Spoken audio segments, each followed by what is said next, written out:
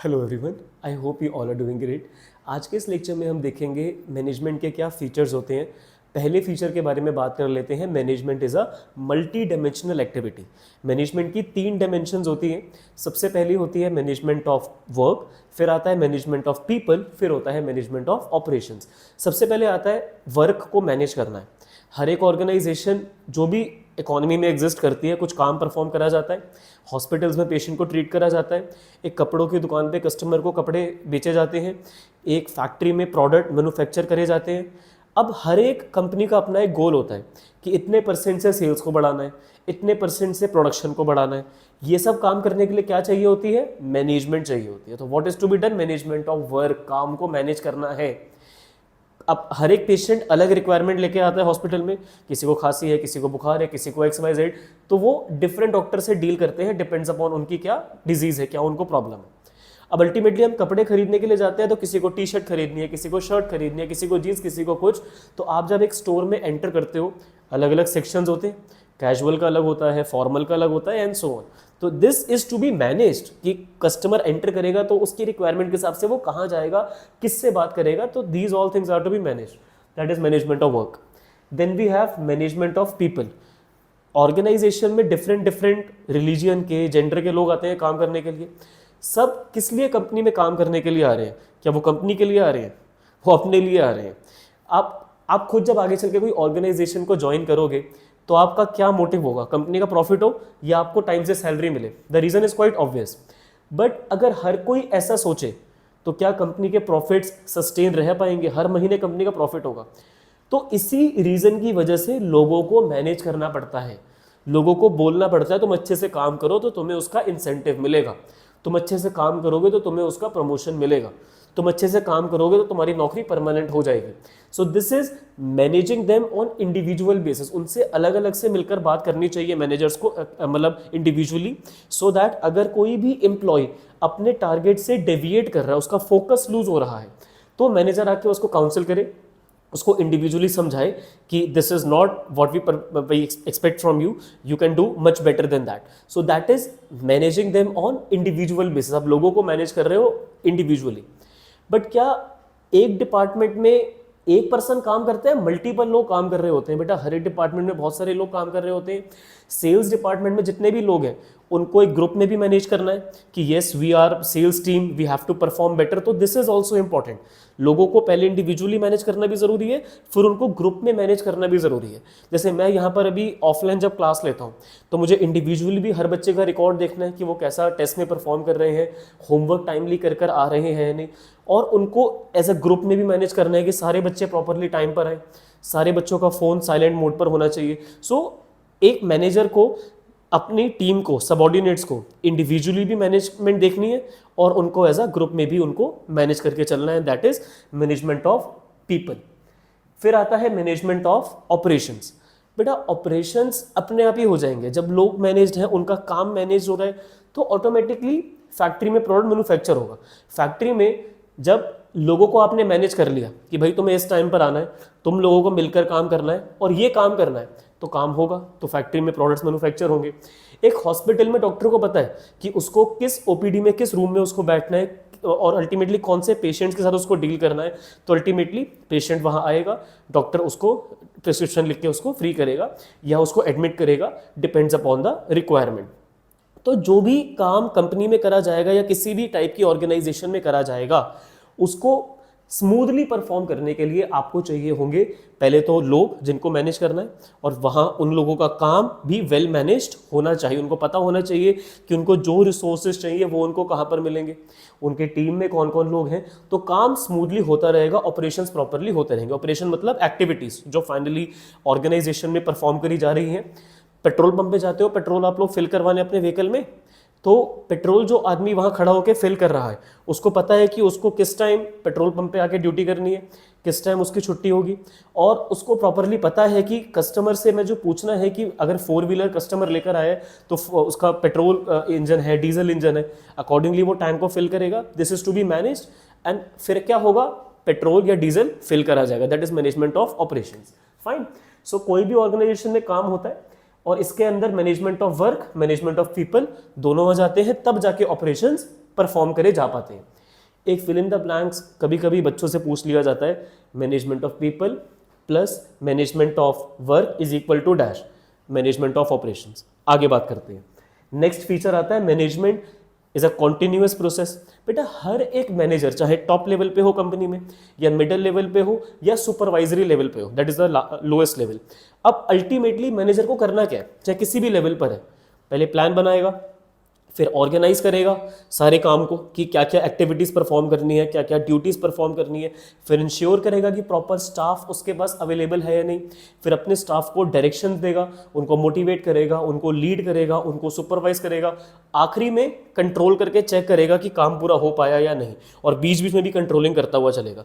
तो ये एक्टिविटीज़ जो एक साइकिल है, ठीक है, ये वन टाइम नहीं, ये जब तक ऑर्गेनाइजेशन एग्जिस्ट करेगी तब तक मैनेजमेंट एग्जिस्ट करेगी, तब तक प्लान बनेंगे, काम ऑर्गेनाइज होगा, स्टाफिंग होती रहेगी, उनको डायरेक्शन देनी पड़ेगी और काम को कंट्रोल करना पड़ेगा। सो ये एक साइकिल घूमती रहती है, planning, organising, staffing, directing, controlling, फिर से प्लानिंग, ऑर्गेनाइजिंग। तो this keeps on revolving and that is management is a continuous process. Then we have management is a dynamic function. McDonald's जो बेटा बहुत बड़ा एक ब्रांड है, हम लोगों ने इसका नेम सुना होगा। मैकडोनल्ड्स इंडिया में बीफ नहीं सेल कर सकता, we Indians don't eat beef, but abroad में क्या वही कल्चर एप्लीकेबल है जो इंडिया में अप्लाई होता है? वहाँ तो वो लोग खाते हैं। तो इंडिया में जब मैकडोनल्ड्स एंटर हुआ तो उनको अपने मेन्यू कार्ड में चेंजेस करने पड़े। वो बर्गर में एक आलू की पैटी लेकर आए जो एक अपने आप में इनोवेशन थी। Then only they were able to survive in Indian market, क्योंकि यहाँ का इन्वायरमेंट अलग है, यहाँ पे environment is different as compare to rest of the world. So और बाकी जगह का इन्वायरमेंट अलग है, जो चीज़ें शायद बाहर हो रही है वो इंडिया में नहीं हो रही।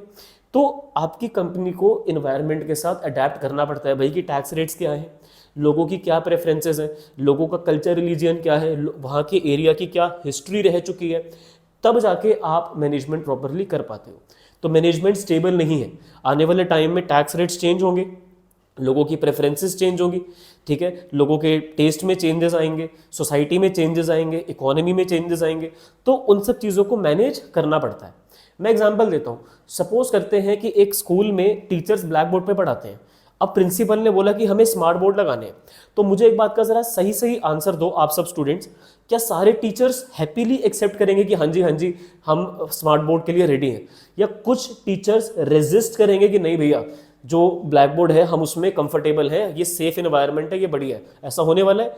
तो इसी रीज़न की वजह से मैनेजमेंट करनी ज़रूरी है, उनको बिठा के समझाना पड़ेगा कि भाई टेक्नोलॉजी आगे बढ़ चुकी है, ज़माना आगे बढ़ चुका है, तो हमें अब स्मार्ट बोर्ड को इंट्रोड्यूस करना पड़ सकता है, and that is why management is important. अगला, ऑल परवेसिव। देखो स्कूल्स में मैनेजमेंट लग रही है, ठीक है, हॉस्पिटल में मैनेजमेंट होती है, पेट्रोल पंप पे होती है, कंपनी में होती है, तो मैनेजमेंट इज ऑल। आपके घर में भी मैनेजमेंट होती है कि किस टाइम डिनर होगा, किस टाइम लंच होगा, किस टाइम आपको स्कूल जाना है, किस टाइम आपको कोचिंग जाना है। सो मैनेजमेंट इज एवरीवेयर, चाहे कोई सोशल ऑर्गेनाइजेशन हो, चाहे इकोनॉमिक हो, चाहे पॉलिटिकल हो, हर जगह पे मैनेजमेंट की रिक्वायरमेंट होती है।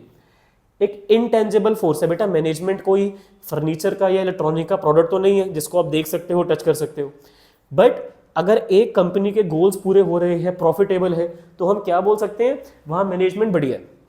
एक ऑर्गेनाइजेशन ग्रोथ पर है, उनकी सेल्स बढ़ रही हैं, उनका प्रॉफिट हो रहा है, तो व्हाट कैन बी से कि ऑर्गेनाइजेशन में मैनेजमेंट अच्छे से अप्लाई हो रही है। तो ये इनटेंजिबल है, मैनेजमेंट को कोई देख नहीं सकता, बट उसको फील करा जा सकता है कि यहाँ मैनेजमेंट बढ़िया हो रही है या फिर खराब हो रही होगी। अगर गोल्स अचीव नहीं हो पा रहे, प्रॉफिट में नहीं ऑर्गेनाइजेशन, तो ऐसा कहा जा सकता है कि मैनेजमेंट में कुछ प्रॉब्लम है। So that is why management can not be seen, can not be touched, but its presence can be felt. तो ये इसका एक फीचर है। नेक्स्ट वी हैव मैनेजमेंट, एक ग्रुप एक्टिविटी है। सुपीरियर सबॉर्डिनेट मिलकर एक दूसरे को मैनेज करते हैं। सुपीरियर बताता है सबॉर्डिनेट को क्या परफॉर्म करना है, सबॉर्डिनेट वो काम करता है, गोल्स पूरे हो जाते हैं। This is how management is done. It is 50-50। It's not like कि सुपीरियर ने काम बोल दिया, सबॉर्डिनेट ने सुन लिया पर परफॉर्म नहीं करा, तो मैनेजमेंट में गड़बड़ है। ये सबॉर्डिनेट अपने आप काम कर रहा है, मैनेजर उसको कोई डायरेक्शन नहीं दे रहा, तो वहां पर भी दिक्कत है। सो इट्स बायलैटरल, मतलब both sided it will go. अब मैं अपने स्टूडेंट्स को बोलता हूँ काम करो, होमवर्क करो, टेस्ट देने के लिए आओ, और अगर वो इस चीज़ को फॉलो अप करते हैं, then only they can score good marks. But if I tell कि पढ़ लो, होमवर्क करो, टेस्ट देने के लिए आओ, और स्टूडेंट्स अपनी साइड से नहीं आते हैं, तो उनके मार्क्स अच्छे नहीं आ पाएंगे, मेरा पढ़ाना बेकार हो जाएगा। So management can only work जब सुपीरियर और सबॉर्डिनेट साथ मिलकर काम करें। That's why it is a group activity. सारे इंडिविजुअल्स अलग होते हैं कंपनी में, किसी का रिलीजन अलग है, किसी की कास्ट अलग है, अलग जेंडर के लोग कंपनी में आते हैं, बट सबको यूनाइट करना अपने आप में एक स्किल है। किस तरीके से उनका जो पर्सनल गोल है वो कंट्रीब्यूट करे ऑर्गेनाइजेशन के गोल को अचीव होने के लिए, वो मैनेजर्स को ध्यान में रखना है कि अपनी टीम, प्रोडक्शन मैनेजर को बोलना है, इंजीनियर्स को, ऐसा प्रोडक्ट डिजाइन करो जो बाकी कंपनीज नहीं मैन्युफैक्चर कर रही हैं। अगर हमने कुछ ऐसा कर दिया तो सीईओ आपको खुद रिवॉर्ड देगा, मैं आपसे गारंटी देता हूँ कि it will happen. So this is how group activity के थ्रू मैनेजमेंट अच्छे तरीके से परफॉर्म करी जा सकती है, लोगों को आपस में कोऑर्डिनेशन करवा के। देन गोल ओरिएंटेड मैनेजमेंट क्यों होती है? बिकॉज गोल होता है। एक क्रिकेट टीम भी जब मैच खेलने के लिए जाती है तो उनका गोल क्या है? मैच को जीतना है, ठीक है। उसके लिए वो क्या करते हैं? प्रॉपर मैनेजमेंट, कि पहला ओवर कौन बॉलर जाएगा, सेकंड ओवर में कौन बॉलर जाएगा, लास्ट ओवर में कौन बॉलिंग करेगा, बैट्समैन टीम साइड से भी कौन पहले बैटिंग करेगा, कौन ओपनिंग करेगा, कौन मिडल में आएगा, कौन एंड पे। This is all done why? Because they have a goal. What goal? They have to win the match, and that is why management is required. Similarly, in an organization, if they want to increase the sales, what is required? Management is required. गोल है sales को बढ़ाना, but उसके लिए ज़्यादा finance भी चाहिए, अच्छे से मार्केटिंग भी करनी पड़ेगी, ज़्यादा प्रोडक्शन भी करनी पड़ेगी, तभी तो आप सेल के लिए मार्केट में प्रोडक्ट लेके आ पाओगे, तब जाके सेल बढ़ पाएंगी। तो सेल को बढ़ाना इज नॉट जस्ट सेल को बढ़ाना, इट इज़ लाइक बजट बढ़ाना पड़ेगा, पहले फाइनेंस चाहिए, मार्केटिंग बढ़ानी पड़ेगी, ठीक है। तो इन सब चीज़ों को ध्यान में रख के आपको मैनेजमेंट करनी है कि मैनेजमेंट का जो बेसिक, हर एक ऑर्गेनाइजेशन का बेसिक गोल क्या होता है कि उनकी ग्रोथ हो, प्रॉफिट हो और वो मार्केट में सर्वाइव कर पाए। तो सिंपली और क्लियरली इनको स्टेट करना है कि इतने परसेंट से सेल्स को बढ़ाना है, इतने परसेंट से प्रोडक्शन को बढ़ाना है, इतना बजट हमें रिड्यूस करना है या इंक्रीज करना है, व्हाटसोएवर, ठीक है। एक रिटेल स्टोर वाले चाहते हैं सेल्स को बढ़ाना है, बट ये सेल भी कितने परसेंट से बढ़ानी है वो उसमें क्लैरिटी होनी बहुत ज़्यादा ज़रूरी है। एंड देन ओनली वो कंपेयर कर सकते हैं कि एक्चुअली वो अपना गोल अचीव कर पाए या कहीं डेविएशन रह गई। सो मैनेजमेंट इन एफर्ट्स को यूनाइट करती है ताकि गोल्स अचीव हो पाए। एक रिटेल स्टोर में 4 लोग काम करते हैं, एग्जांपल लेते हैं, तो चारों को इस तरीके से मोटिवेट करो कि एक्चुअली वो कंट्रीब्यूट करें सेल्स को बढ़ाने के लिए। उनको बोलो कि आप अगर ज़्यादा यूनिट सेल करोगे तो हम आपको उसके लिए बोनस या इंसेंटिव भी देंगे, then only they will contribute more to the retail store. इसको याद कर लेते हैं। मैं आपको इसकी एक अच्छी सी शॉर्ट फॉर्म बताता हूँ जिससे आपको ये सारे फीचर्स एक बार में याद हो जाएंगे। Let me open the pen. So right now we have talked about the features और कैरेक्टरिस्टिक्स ऑफ मैनेजमेंट। इसको आप MCD पिग से याद रख लो। मैनेजमेंट मल्टी डायमेंशनल होती है, मैनेजमेंट एक कॉन्टिन्यूस एक्टिविटी है, डायनामिक इन्वायरमेंट के लिए मैनेजमेंट इंपॉर्टेंट है, परवेसिव होती है, हर जगह एप्लीकेबल है, इंटेंजिबल फोर्स है, goal oriented and it's a group activity, ठीक है। So these are the 7 features और characteristics of management MCD pig. आपको कोई और निमोनिक याद करना है आप कर सकते हो, but these are the keywords जो आपके फीचर में प्रेजेंट होने मस्ट हैं। किसी भी बच्चे को कोई भी डाउट, डिफिकल्टी है किसी फीचर में, feel free to ask to me in the comment section or on my Insta handle. This is it for features of management. I hope this is clear to all of you. Thank you for listening to me so patiently. Have a nice day.